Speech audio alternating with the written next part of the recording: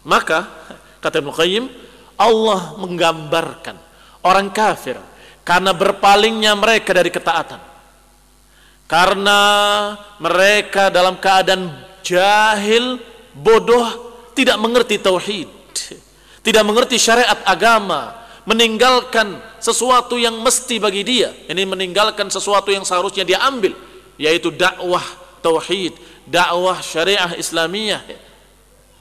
Yang mestinya dia ambil adalah sesuatu yang akan menjadikan Allah ridho kepadanya, yang mestinya dia mengamalkan dengan apa-apa yang membawa kepada keridhaan Allah dan keselamatan dan kebahagiaannya semestinya.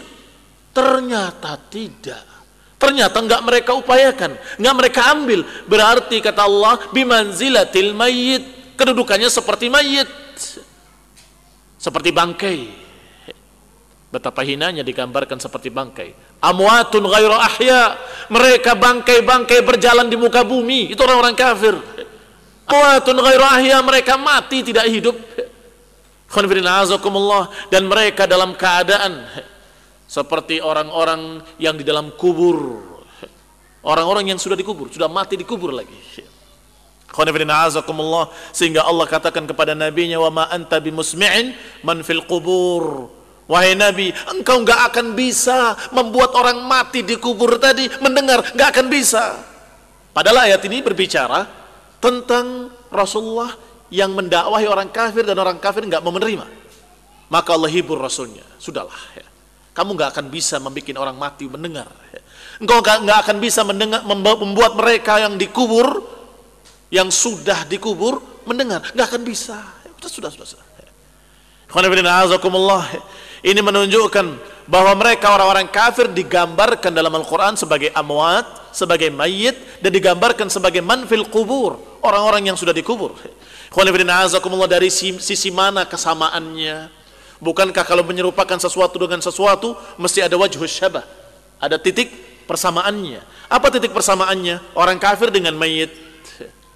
Kalau kita lihat mayit, bangkai, tidak akan berupaya untuk mengambil sesuatu yang baik bagi dirinya, itu mayit. Demikian pula orang kafir tidak berupaya untuk mengambil yang baik buat dirinya. Adapun mayit yang harusnya katanya kalau hidup saja dia akan makan dan minum, akan berupaya untuk mencari kehidupan, tetapi si mayit, dasar mayit enggak berupaya apapun. Tidak berusaha untuk makan, tidak berusaha untuk minum, enggak berusaha untuk menghindari bahaya, enggak berupaya untuk menghindari api. Ternyata orang kafir pun sama, mereka dalam keadaan tidak berupaya untuk mengisi iman dalam hatinya, mengisi ilmu dalam hatinya, enggak berupaya untuk menerima la ilaha illallah, enggak berupaya untuk menghindari api neraka jahannam. Berarti sama orang kafir dengan mayit, tidak berbeda. Bimanzilatil mayyit alladzi la yanfa' nafsuhu binafi'atin wa la yadfa' anha min makruhin fahadainahu lil Islam.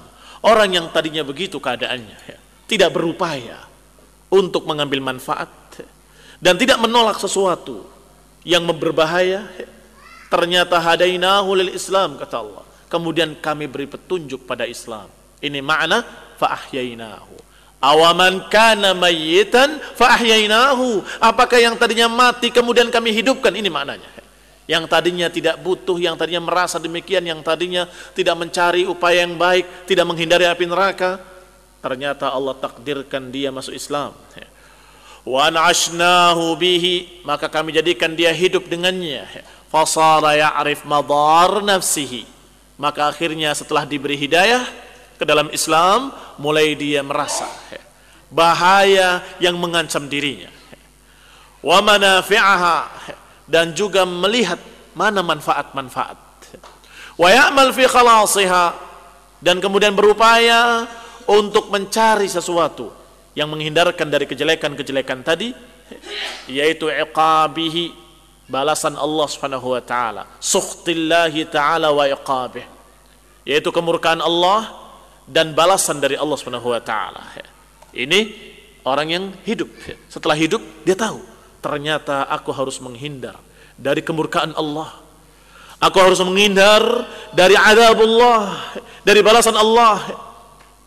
fa absaral haq, maka dia melihat kebenaran. Ba'da ma'amahu anhu, akhirnya dia bisa melihat kebenaran yang tadinya buta.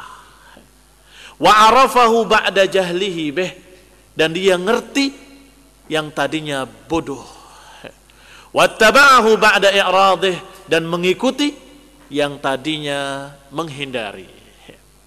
Wa hasala lahu nur, kemudian dia dapatkan cahaya dari Allah Subhanahu wa taala. Wa dhiya, sinar yang terang. Yastadhi'u bihi, yang dia dengan cahaya itu bisa memanfaatkannya. Fayamshi binurihi, maka bisa berjalan dengan cahaya itu bainan nas, bisa berjalan di tengah-tengah manusia dengan tepat, jalan yang benar, langkah yang benar, karena dia memiliki cahaya. Wahum fi sudufid dhalam, sedangkan orang-orang lain yang tidak mendapatkan hidayah, yang tidak mendapatkan petunjuk ke dalam Islam, tidak mendapatkan ruh, tetap dalam kegelapannya.